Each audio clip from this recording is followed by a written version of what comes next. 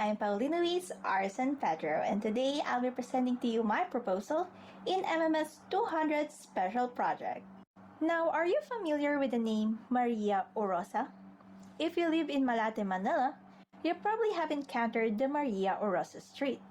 But have you ever wondered why a street is named after her? Well, I didn't know about her too, not until Google created a doodle tribute of her last November 29 in 2019 to celebrate her 126th birthday. This is where I learned that she was the one who invented the banana ketchup. I also learned that she pioneered a home extension service program which focuses on teaching housewives better meal planning, childcare, and what livelihood they could also do while they're at home. Then, during the Japanese invasion in the Philippines, she aids our fellow men and allied forces with her nutritious food inventions. This sparks my interest to her life story. Therefore, I decided to make it as my topic for my special project, in which my objective is to create a multimedia product that will showcase the life of Miss Maria Orosa as a historical figure. Thus, this will be a practice-based research. Currently, there are some YouTube videos and blog articles that features Miss Orosa's legacy, and her relative Mario Orosa created a website about her clan's legacy.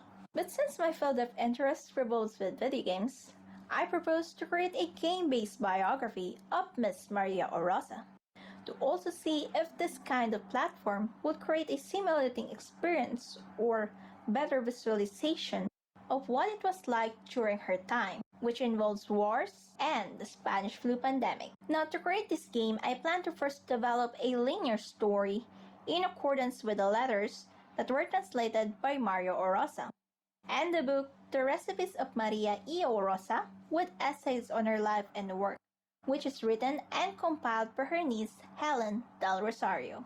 Then I'll be breaking down the story into cutscene and gameplay categories.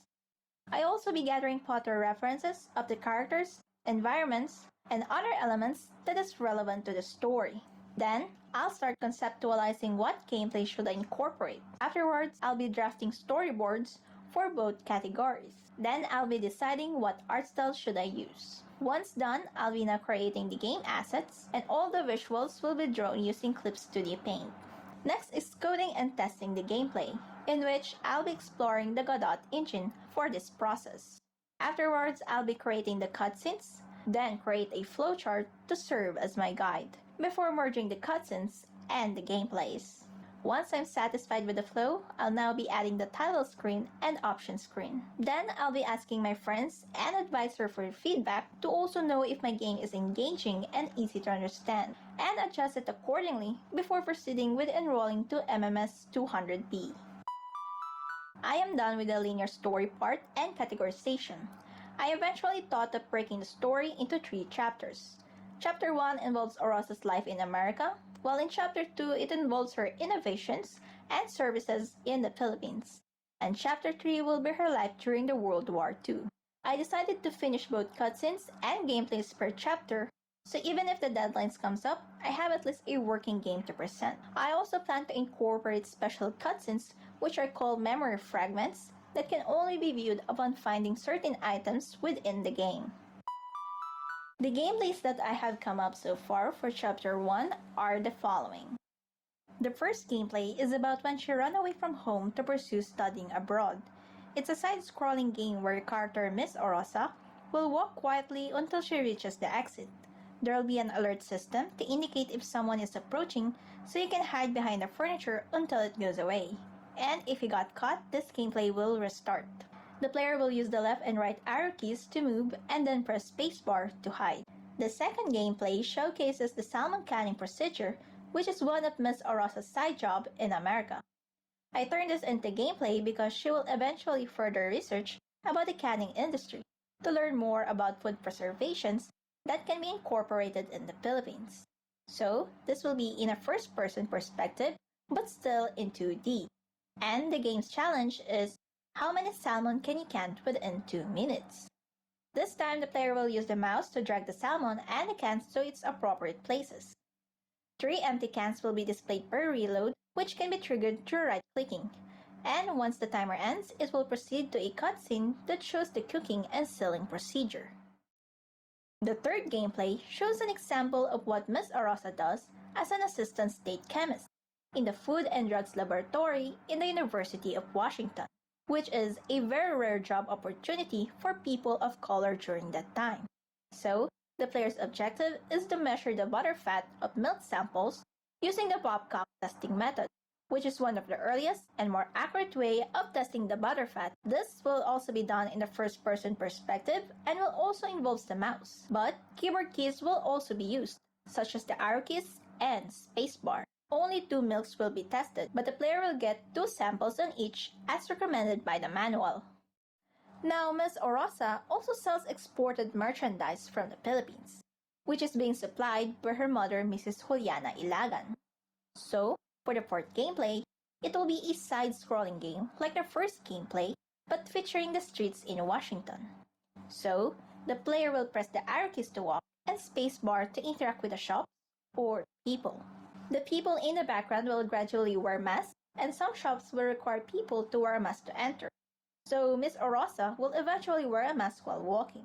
Then the screen will be glitchy before blacking out, and a cutscene of Ms. Arosa being carried in the university hospital will be shown. This is to depict Ms. Orosa's confinement in the university hospital for 3 weeks in January of 1919, where there is still a Spanish flu pandemic.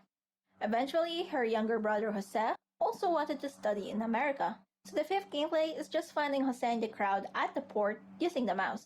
There will be a Potter reference available that the player could use to know what he looks like.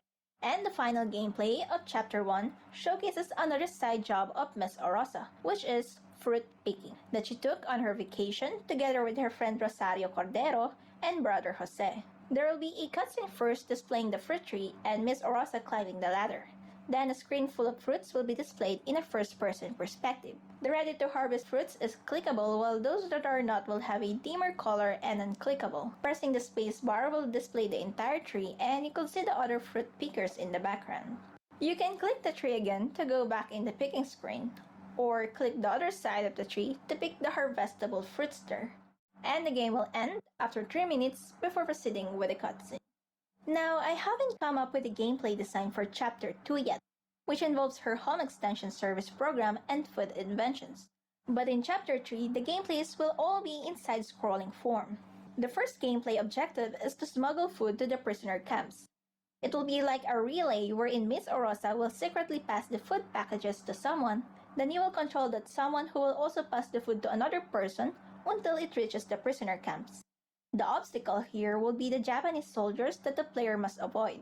If caught, it will restart to the last location where the passing of food occurred. And the last gameplay objective is to bring Miss Orosa to the nearest hospital because her foot got hit by a sharpnel. This time, Luis del Rosario, who is her assistant and suitor of her niece, will be a playable character because he is the one who rushed Miss Orosa to the hospital during the bombing attack of the Americans. The obstacle here will be the falling debris that the player must evade. If they got hit, this gameplay will restart, and upon arriving at the hospital, the field of view will be on a first-person perspective. So, what are your thoughts with my proposal? Will you be interested in playing a non-fighting game but foretells a story of a Filipino food technologist, pharmaceutical chemist, humanitarian, and war heroine? If you have any opinions or suggestions, please be free to comment it or message me directly. This concludes my presentation, and thank you very much for watching.